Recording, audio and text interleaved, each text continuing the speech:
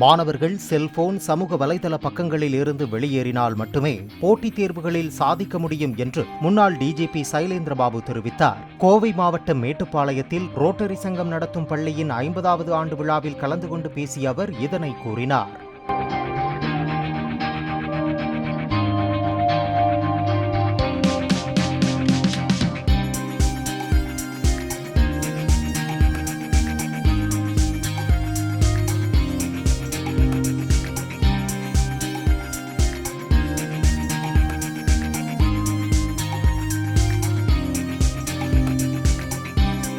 Play store மற்றும் app ஸ்டோரில் இருந்து பாலிமர் செயலியை QR கோடு மூலம் பதிவிறக்கம் செய்யுங்கள். செய்திகளை உடனுக்குடன் பெறுங்கள்.